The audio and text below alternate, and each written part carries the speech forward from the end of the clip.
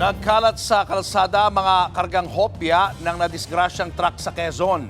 Habang sa Taguig City, isang siklista ang nagulungan ng mixer truck. Yan at iba pang aksidente sa frontline report na ito. Sa kuha ng CCTV sa C6 sa Lower Bicutan sa Taguig City, sumabay ang isang bisikleta sa isang mixer truck. Paglagpas ng ilang metro, kitang may nagulungan ang truck. Yan na pala ang siklistang si Lope Madtuin. Namatay siya. Nawasak din ang kanyang bisikleta. Naaresto na ang truck driver. Nahaharap siya sa reklamong reckless imprudence resulting in homicide and damage to properties. Sa bayan naman ng Taft sa Eastern Samar, kita sa video ang truck na bumangga sa jeep. Meron ding wasak na pampasaherong van. Base sa investigasyon, unang nabangga ng truck ang van. Yung van naman, nabangga ang isang jeep na nakahinto noon dahil nagbababa ng pasahero.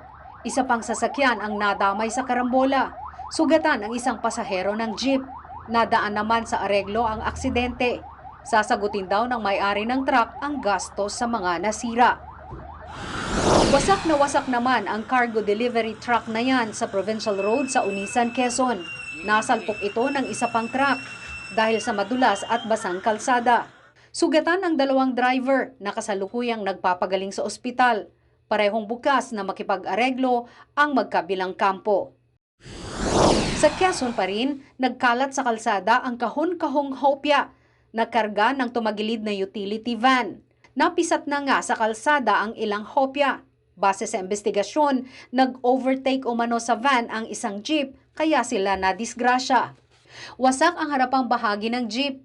3 ang sugatan. Nagkaareglohan naman na ang mga sangkot sa aksidente. Nagbabalita mula sa Frontline, Margie Bentulan, News 5. Mga kapatid, Julius Babaw po. Para sa komprehensibo at makabuluhang balitaan at talakayan, mag-follow at mag-subscribe na sa social media pages ng News 5.